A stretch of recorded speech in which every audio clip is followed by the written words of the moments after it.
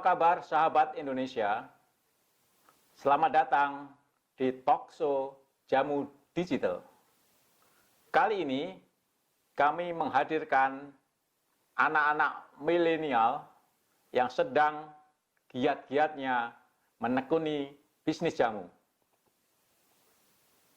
Generasi kedua dari Green Zone ini sedang mengembangkan sayap bisnisnya agar pabrik jamunya dapat berkembang dan terus berkembang, dan yang lebih penting, jamu semakin disukai oleh generasi milenial. Kita simak yuk, apa suka dukanya anak-anak milenial ini berbisnis jamu. Ikutin terus Talkshow Jamu Digital mengungkap fakta yang belum terungkap.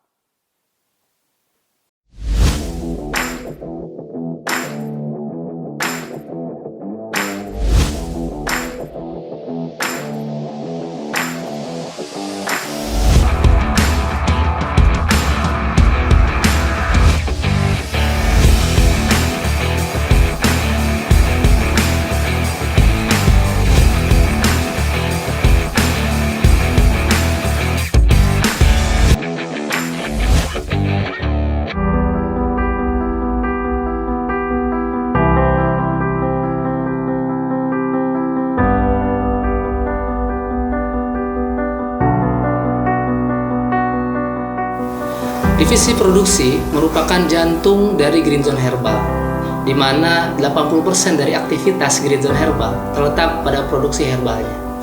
Maka dari itu, kami sangat memprioritaskan kesehatan dan kualitas dari divisi ini. Kualitas atau mutu merupakan esensi yang sangat penting dalam menjaga kestabilan khasiat dan keamanan dari obat herbal. Demi menjaga kualitas, Green Zone telah menerapkan pengawasan sesuai dengan standar cara pembuatan obat tradisional yang baik dan benar atau CPOTB. Manajemen mutu utama yang kami lakukan adalah menjaga sanitasi dan higienitas selama melakukan proses produksi dan mendokumentasikan semua kegiatan sesuai dengan SOP. Untuk semua produk yang diproduksi, kami sangat mengutamakan kealamian, kualitas, dan kehalalan dengan melakukan pensortiran bahan baku yang sesuai standar, penggunaan mesin-mesin dan alat bermaterial stainless, dan bahan yang dijamin kehalalannya. Pengendalian mutu produk dilakukan dari hulu hingga hilir dan diawasi secara ketat hingga menghasilkan finish good product. Green Zone menjadikan manajemen mutu dan kualitas kesehatan karyawan sebagai bagian dari perusahaan. Mutu produk dan kepuasan konsumen menjadi keutamaan bagi kami.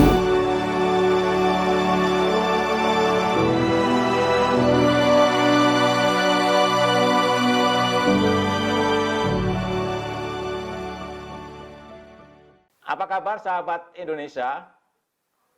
Kali ini Talkshow Jamu Digital akan menghadirkan generasi milenial yang sedang rajin bisnis jamu. 3 saudara ini kita hadirkan di Jamu Digital Talkshow untuk memberikan motivasi, memberikan pengalaman apa kendala, apa potensi bisnis di bidang jamu. 3 serangkai ini generasi kedua dari Green Zone, sebuah perusahaan jamu yang ada di Tangerang, barangkali menjadi inspirasi untuk kita semua bahwa generasi milenial juga rajin bisnis jamu. Apa kabar Mbak Nurul? Alhamdulillah sehat walafiat Pak Haryanto. Baik, Mbak Nurul bisa diceritakan nama lengkapnya siapa, kemudian kenapa bisnis jamu, apa latar belakang pendidikannya. Silakan Mbak Nurul. Iya, alhamdulillah sebelumnya terima kasih kepada Pak Haryanto dari Jamu Digital yang telah mengundang kami selaku generasi kedua dari Green Zone Herbal. Saya nama lengkapnya Nurul Qurrata Ayun, seorang apoteker. Saya lulusan S2 Herbal Medik Universitas Indonesia. yang sekarang menjadi apoteker penanggung jawab dari Greenson Herbal. Kegiatan saat ini yaitu terutama mengembangkan Greenson Herbal yang sudah dimulai sejak 2007. Kemudian di Greenson Herbal ini selain berproduksi herbal, kami juga mempunyai program-program lain seperti edukasi herbal. Jadi ada kunjungan herbal ke sini. Itu juga bermaksud untuk meningkatkan pengetahuan kepada masyarakat untuk lebih mencintai herbal, gitu Pak. Kan selama ini herbal ini dianggapnya masih tradisional, kuno, gitu. Tapi sekarang kita lebih cantik lah gitu, herbal itu seperti apa gitu. Kita punya program-program seperti itu, Pak. Bisa dijelaskan sebagai generasi kedua dan seorang apoteker yang sekarang mendapat tugas sebagai apoteker penanggung jawab, apa hambatan, apa kendala yang dihadapin selama bertugas sebagai penanggung jawab di Greenson? Ya sebenarnya ini ya Pak, insya Allah masih bisa dihadapi ya, cuman paling di research-nya aja. Sebenarnya kita bingung, kan Indonesia ini dinobatkan sebagai mega biodiversity sebenarnya setelah Brazil gitu, tapi kita masih agak kesulitan di research-nya nih. Misalnya kita mencari bahan baku kayak gitu Pak. Jadi petani-petani kita juga kan masih belum berminat gitu untuk menanam herbal, untuk menanam bahan baku yang kita perlukan, padahal itu potensinya sangat tinggi. Itu kendalanya, kayak di kekurangan bahan baku misalnya, atau kendala lainnya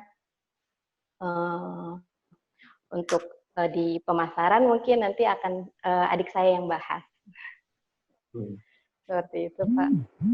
Selain kesulitan bahan baku, karena mungkin di Indonesia barangkali belum menjadi suatu gerakan yang cukup masif agar para petani tanaman herba itu lebih konsisten memproduksi tanaman obat.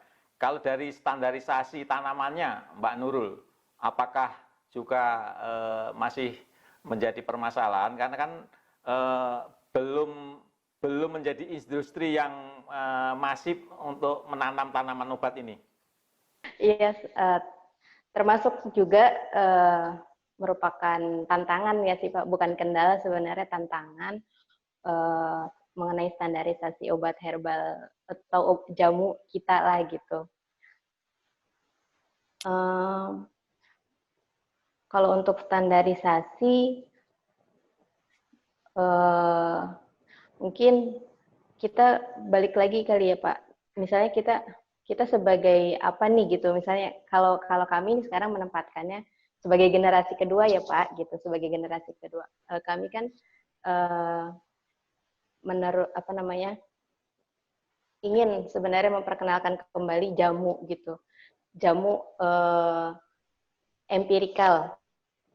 Jadi ketika misalnya kita akan membesarkan jamu gitu, sebenarnya di situ standarisasinya mungkin tidak terlalu sulit gitu ya Pak ya. Kalau misalnya berbeda lagi dengan yang saya tahu seperti obat herbal terstandar atau fitofarmaka, kan mereka memang distandarkan mulai dari kultivasinya, panennya, terus keseragaman herbalnya, kandungannya gitu, itu harus dicek, harus berdasarkan lab gitu ya Pak gitu. Kalau misalnya yang saat ini gitu, kita sebagai generasi kedua ini tantangan juga gitu untuk menstandarkan si herbal yang kita pakai ini gitu. Cuman gimana caranya supaya tetap kita menggunakan herbal yang terbaik gitu, yang bahan bakunya itu terstandar gitu, tapi tidak tidak apa ya Pak, tidak dengan sesuatu yang repot lah gitu. Kan kalau kita tahu misalnya terstandar itu seperti apa kan pasti berbeda-beda ya Pak terstandarnya itu. Bisa dijelaskan pengalaman yang menarik, unik sebagai apoteker yang sekarang menekunin produk jamu. Mungkin ada pengalaman yang menarik, mungkin ada lucu. Iya Pak, pengalaman saya jadi gini, saya kan kalau misalnya pengalaman pribadi ya, jadi apa namanya, saya ini kan termasuk generasi milenial ya Pak, bukan, sedangkan Green Zone ini dibangun oleh orang tua kami gitu, makanya apa namanya,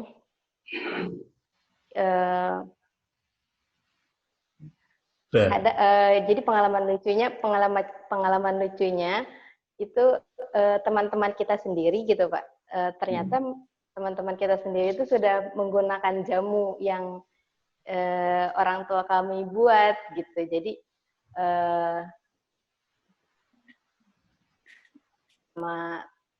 saya sebagai apoteker gitu mengedukasi masyarakat untuk memakai produk gitu, untuk mengenal jamu. Ternyata teman-teman saya itu udah memakai obat yang orang tua kami buat gitu. Itu pengalaman. Jadi ketika saya memperkenalkan kembali Mixaga untuk jamu ini loh, jamu Indonesia, ternyata teman-teman kami sendiri, oh itu punya ini gitu. Sahabat Indonesia, Mas Khalid yang menjadi 3 serangkai dari generasi kedua Green Zone akan menjelaskan kepada kita sebagai manajer operasional di pabrik, apa sih hambatan, apa sih suka dukanya mengoperasikan pabrik jamu di Tangerang. Silakan Mas Khalid diceritakan apa suka dukanya selama menjadi manajer operasional perusahaan jamu Green Zone. Silahkan. Assalamualaikum warahmatullahi wabarakatuh. Waalaikumsalam. Alhamdulillah. Baik. Terima kasih pada Pak Karyanto, Ustadz kami, Ustadz Karyanto, yang telah memberikan kami kesempatan untuk bisa berbagi ya sebenarnya sih diskusi berbagi atau curhat juga boleh mungkin ya. Bisa di sini dalam forum ini untuk ya dibilang generasi ini ya milenial ya gitu, menyampaikan kami yang mungkin generasi yang sudah paham terhadap teknologi, lalu dihubungkan dengan jamu gitu ya, yang dimana jamu ini memang terlihat agak kuno gitu kan, kata-kata jamu ini agak kuno gitu. Bagaimana kami berkiprah di sini ya memang banyak suka dukanya gitu, banyak ceritanya. Sebelumnya saya perkenalkan diri dulu, nama saya Khalid Khairul Rizal, anak pertama dari Pak Haji Afif Ifarullah sebagai owner ataupun pendiri Green Zone Herbal. Ya sekarang ini untuk Green Zone Herbal hampir di 80% produksi itu saya yang pegang gitu. Ditanggungjawabkan kepada saya semua, dari mulai pengadaan bahan baku sampai kepada produk jadi keluar seperti itu, sampai kepada legalitas pun saya dan adik saya Nurul itu berjibaku untuk mengeluarkan legalitas supaya terus kita berlangsung terhadap produksi ini berlangsung dengan legalitas yang baik. Lalu kita juga saya juga pegang ininya juga quality control juga itu kita fokuskan. Lalu ada SCH juga yang saat ini terus kita galakan sampai sekarang, itu sistem jaminan halal sangat diutamakan di kami untuk menjaga kehalalan daripada produk-produk kami seperti itu. Ya, cerita Pertama kali saya ke bukan pertama kali saya ke Green Zone ya, karena kan orang tua udah Green Zone. Jadi pertama kali dikenalkan oleh Abi di Green Zone, ya sejujurnya dari awal saya kalau cerita pribadi eh, lebih senang kepada teknik, karena saya alhamdulillah sudah sarjana S1, lulus teknik industri gitu. Jadi dulu saya pengen banget tidak bukan di jamu sebenarnya, tapi alhamdulillah dengan arahan dari orang tua kami, dengan bimbingan, alhamdulillah, dan mungkin arah hidayah dari Allah juga, sehingga saya sekarang sudah mulai optimis untuk bergerak di bidang jamu ataupun herbal gitu ya, untuk fokus di kita berjuang di bidang herbal ini gitu. Mas, kan diceritakan sebagai manajer operasional di pabrik, pada titik-titik krusial mana yang dinilai cukup sulit, atau pada bagian apa yang harus diperhatikan saat mengelola pabrik jamu? Di bagian apa yang harus diperhatikan? Dalam pengelolaan pabrik jamu ya, itu yang sangat diperhatikan itu dari segi manfaat ya Pak. Dari segi manfaat, bagaimana kita memproduksi, mengolah produksi ini tetap manfaat itu tetap terjaga, tetap bisa dirasakan oleh konsumen seperti itu. Jadi dalam menjaga manfaat ini, kemanfaatan ini ada beberapa titik memang yang kita fokuskan. Ya, salah satunya itu di penerimaan bahan bakunya juga. Seleksi bahan baku itu sangat krusial kita lakukan gitu. Karena dari penerimaan bahan baku ini, kalau masuk bahan baku sudah baik, insya Allah kesananya kita jaga bisa lebih baik lagi. Kemudian selanjutnya di prosesnya juga kita menjadi titik krusial juga, karena proses itu kan bermacam-macam yang dilakukan, sehingga ya pemilihan proses yang tepat itu juga menjadi kendala dan tantangan bagi saya juga untuk menciptakan kemanfaatannya gitu, untuk menjaga kemanfaatannya. Seperti itu Pak Karyanto. Berapa sekarang anak buah yang ada di pabrik yang menjadi stafnya Mas Khalid ini di pabrik jamunya? Saat ini kita sudah ada sekitar 30 karyawan, karena itu di berbagai divisi, berbagai bagian. Alhamdulillah dengan 30 orang ini, dulunya nggak segini ya, tapi alhamdulillah sampai sekarang 30 orang ini kita bisa sampai sekarang gitu. Alhamdulillah. Berapa produk yang sudah diproduksi Mas Khalid? Produk alhamdulillah sudah banyak ya Pak Karyanto. Dilihat dari registrasi kita, itu kita ada 40 produk yang sudah diregistrasi ke Badan POM. Tapi memang namanya segi marketing dan macam-macam ya Pak Karyanto.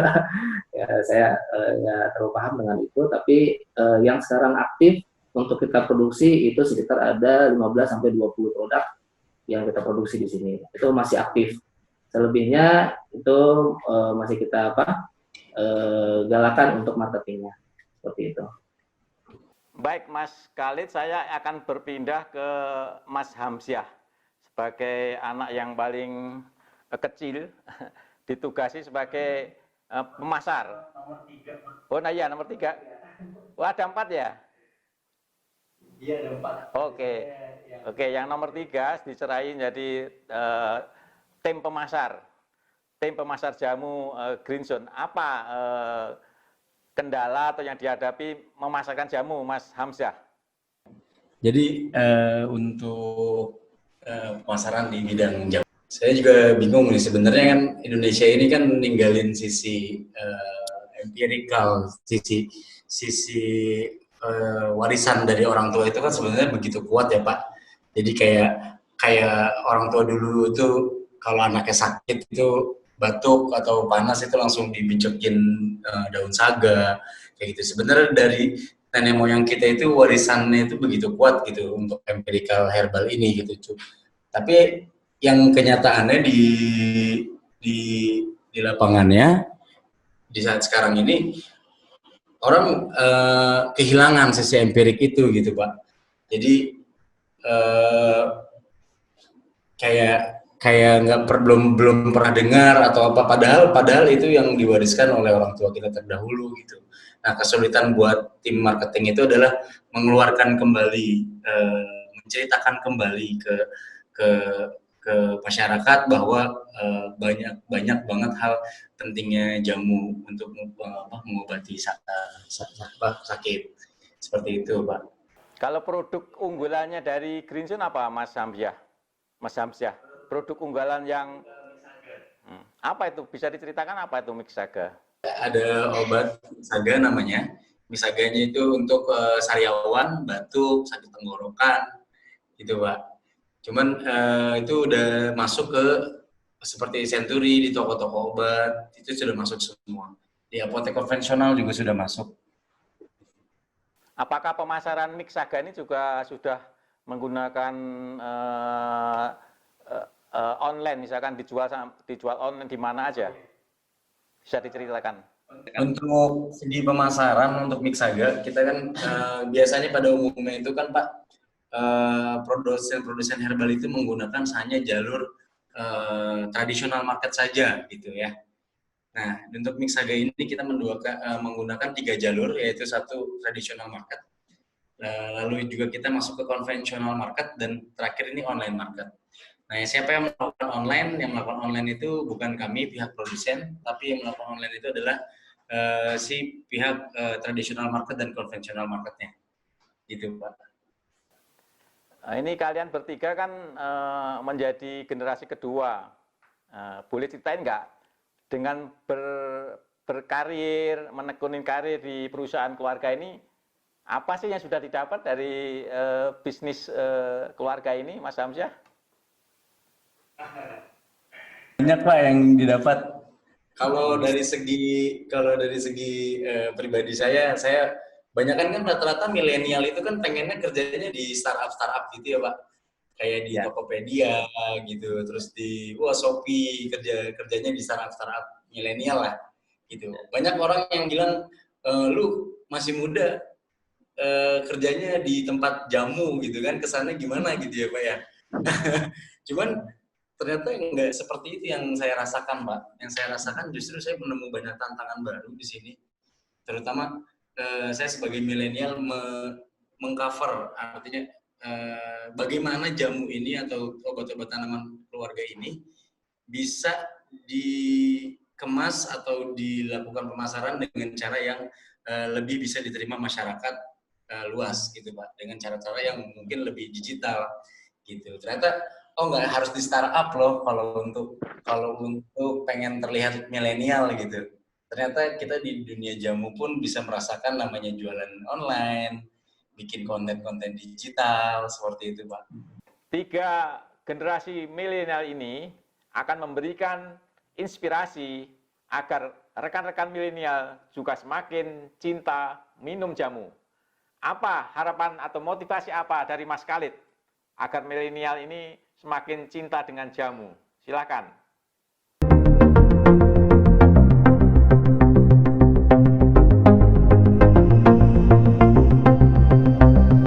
Motivasi terbesar yang harus kita punya yaitu balik kepada diri kita sendiri. Istilahnya kita harus tanyakan pada diri kita hal apa yang mungkin sangat bisa kita lakukan gitu. Yang di dekat-dekat kita dulu gitu. Dari dekat dulu. Jadi kalau di Indonesia ini kan yang paling dekat ini untuk kesehatan kita ini jamu gitu. Sehingga kalau kita mau berpikir lebih dekat terhadap kesehatan kita, maka kita harus bisa berpikir untuk lebih jamu dulu. Jamu merupakan alternatif yang ke depan ini tidak bisa ditinggalkan, sahabat-sahabat milenial semua ya. Jadi tidak bisa ditinggalkan, harus kita pegang dengan baik karena ini adalah warisan nenek moyang kita, ini warisan orang tua kita. Jadi bagaimana kita bisa membuat jamu ini menjadi kebiasaan yang baik bagi milenial ke depan. Nanti bisa kita diskusikan apakah kita bisa kembangkan dari kesediaannya atau kembangkan dari keilmuannya dan macam-macam seperti itu. Ya semoga harapan saya sahabat milenial ke depan bisa apa ya, lebih cinta terhadap jamu ya, terhadap tanaman herbal terutama. Jadi ke depan juga mengenai ekonomi juga jamu ini sangat apa ya, peluangnya sangat tinggi gitu. Jadi jangan dilihat kalau misalkan kita mau berjuang di milenial ini kita harus ke milenial juga, enggak. Tapi peluang jamu ini juga sangat tinggi untuk kita bisa mendelegasikan jamu ini kepada milenial ke depan. Lalu segi ekonominya juga sangat tinggi gitu. Baik, Mas Khalid, barangkali kita beralih ke Mbak Nurul sebagai apoteker. Motivasi apa yang ingin dibagi kepada rekan-rekan farmasis agar juga semakin semangat untuk menekunin profesi sebagai pebisnis jamu. Silakan Mbak Nurul. Iya Bapak, terima kasih Pak Karyanto. Ini ya, untuk teman-teman farmasis, seperti tadi yang kakak saya bilang bahwa jamu itu potensinya sangat besar gitu. Apa namanya? Tidak hanya dari sisi kesehatan, juga dari sisi ekonomi juga sangat apa namanya? Berpeluang gitu untuk dikembangkan. Untuk teman-teman farmasis milenial, sekarang kan udah banyak berkembang nih apa namanya, kayak model-model jamu-jamu kafe kayak gitu tuh kan udah banyak sekarang nih. Jadi apa namanya, nggak hanya model lama terus seperti misalnya apotek masih bagus, tapi kita buka kayak kafe jamu, terus konten-konten isi jamu, terus juga apa namanya, bisa juga selain itu tuh apa namanya, tentunya juga startup ataupun produk-produk yang masih bisa kita kembangkan. Kan sekarang ini trennya ke arah Nutrifood. Nah, Nutrifood ini sangat nempel lah dengan konsep jamu itu karena mudah diterima sama orang, mudah diterima oleh masyarakat gitu. Jadi pengembangan jamu ini insya Allah sangat mungkin ke depannya untuk dijadikan apa namanya, tren baru dan juga peluang bisnis untuk teman-teman farmasi milenial saat ini gitu Pak. Baik, terakhir Mas Hamsyah barangkali bisa disampaikan closing statement-nya, motivasi apa yang ingin dibagi agar kalangan milenial ini juga semakin gemar minum jamu. Silakan Mas Hamsyah. Ya,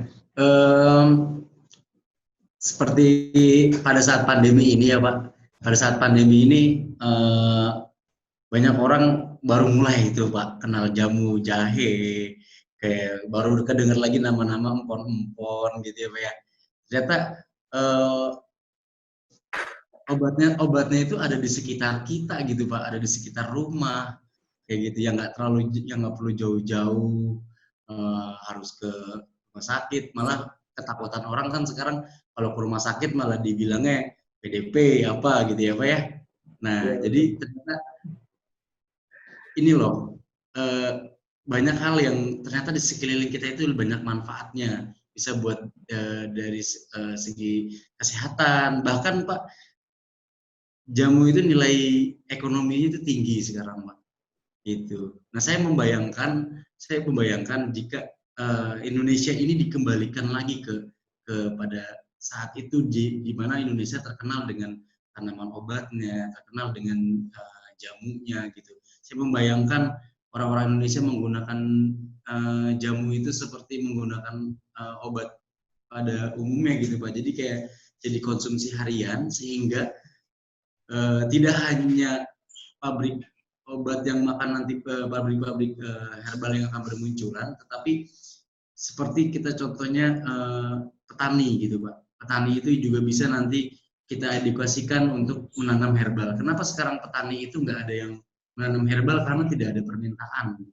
Saya yakin kalau masyarakat Indonesia mulai mencintai kembali jamu, lalu banyak petani juga kembali menanam tanaman-tanaman obat, lalu produsen-produsen juga bermunculan untuk menciptakan produk-produk yang lebih inovatif, tidak hanya sekedar kapsul herbal, tapi mungkin bisa mulai masuk ke kosmetik, lalu bisa langsung masuk ke mungkin ke Nutrifood tadi, bentuk minuman, makanan yang lebih sehat.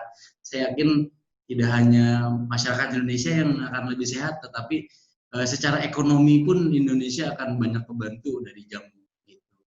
Apalagi kalau nanti Indonesia bisa ekspor gitu, ekspor herbal terbesar di dunia dipegang dari Indonesia, misalkan kayak gitu. Wah itu nggak cuman ini sehat juga, banyak uangnya juga gitu, Pak.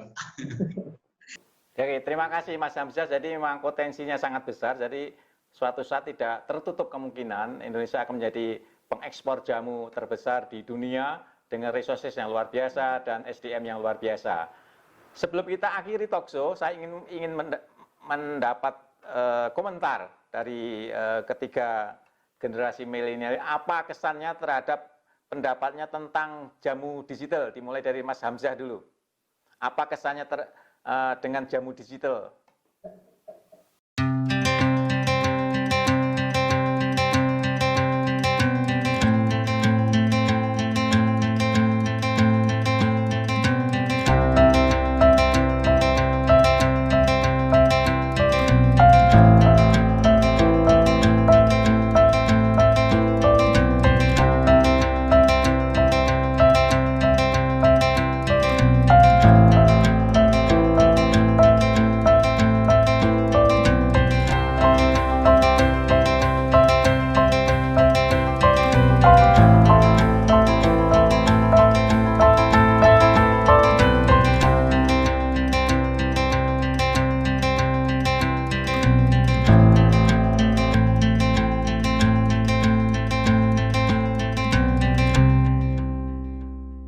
Ini alhamdulillah Pak, terima kasih sudah mengundang saya, kakak saya, Khalid dan Nurul mewakili Green Zone. Saya terima kasih banyak kepada Jamu Digital. Ini acara yang menurut saya unik. Uniknya biasanya orang mengangkat tema-tema yang lain gitu ya. Ini baru saya dengar nih ngangkat temanya justru jamu herbal lah ya, gitu. Cuman ini ada masukan sedikit Pak. Ini kan namanya jamu digital gitu ya. Kayaknya kita harus lebih digital nih Pak. Siap. Harus lebih digital lagi gitu. Mungkin nanti ke depannya kita bikin Pak, kita bikin vlog yang kita ke daerah, misalkan daerah Bengkulu, ternyata di daerah Bengkulu ada petani tanaman herbal yang unik, yang kita nggak tahu. Oh begitu loh ternyata cara pengolahannya. Nah kita bikin vlog untuk pengolahan secara tradisional di daerah Bengkulu gitu. Atau mungkin kita ke daerah Jogja ada nenek-nenek tua misalkan gitu ya, lagi ngolah jamu tradisional dan kita baru melihat apa prosesnya, kita bikin vlognya itu Pak. Jadi biar keangkat lagi sisi jamunya. Gitu. Baik, terima kasih. Mungkin Mas Khalid ingin menambahkan? Silakan. Ya, kesan ya terhadap digital jamu ya tadi benar dengan apa yang dikatakan oleh adik saya Hamzah. Terima kasih terhadap digital jamu yang sudah mengundang kami. Semoga ini bisa memberikan nilai yang positif lah bagi generasi milenial sekarang. Memang kita juga kaget juga sebenarnya kita diminta diwawancara untuk berbicara mengenai ya istilahnya sebagai generasi milenial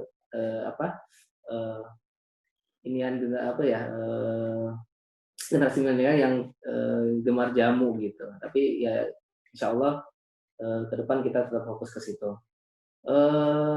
Ya saran nggak ada sih ya. Kalau saya ke digital jamu tetap semangat aja, terus menyuarakan jamu, terus menjadi perjuangan jamu ke depan. Ya cita-citanya banyak ya di bidang jamu. salah satunya tadi mudah-mudahan Indonesia menjadi ekspor jamu terbesar, ataupun mempunyai jamu-jamu yang berkualitas di luar negeri, bisa bersaing di luar negeri juga gitu. Itu juga cita-cita kami di Bidang Herbal. Lalu terus kita sama-sama mungkin bisa join nanti berkolaborasi dengan Digital Jamu, dengan Green Herbal ke depan untuk ya edukasi masyarakat mengenai jamu ini dengan baik, terutama ya mungkin kalau misalnya Hamzah ya generasi milenialnya gitu kan. Atau ya mungkin nanti kita ada teman-teman lainnya juga yang di generasi milenial yang mungkin cukup kompeten juga, bisa kita hadirkan kembali di Digital Jamu gitu Pak Daryanto. Baik, terakhir Mbak Nurul sebagai apoteker, apa sih yang dirasakan dengan kehadiran jamu digital ini yang tiap hari memberitakan tentang jamu, mengabarkan tentang potensi jamu dan sebagainya? Silakan. Ya, Masya Allah Pak Karyanto, terima kasih telah mengundang kami bertiga di acara Digital Jamu ini. Alhamdulillah, Digital Jamu ini juga merupakan wajah baru ya Pak untuk edukasi jamu gitu ke masyarakat, dan targetnya pun nggak hanya itu aja kan ya Pak, lebih luas gitu target untuk edukasi jamunya ini. Ya kita juga berharap kita bersama-sama bisa berkolaborasi untuk mengedukasi masyarakat juga sebagai inilah perantara juga antara dari produsen ke masyarakat, ke ini juga ke pemerintahan juga seperti ke Badan POM atau Kemenkes gitu ya. Demikian sahabat Indonesia, perbincangan saya dengan 3 anak muda generasi milenial yang sekarang sedang menekuni bisnis jamu, sedang mengembangkan jamu, dan bercita-cita jamu Indonesia bisa mendunia. Terus ikuti Talkshow Jamu Digital mengungkap fakta yang belum terungkap. Terima kasih adik-adik semua. Sukses selalu.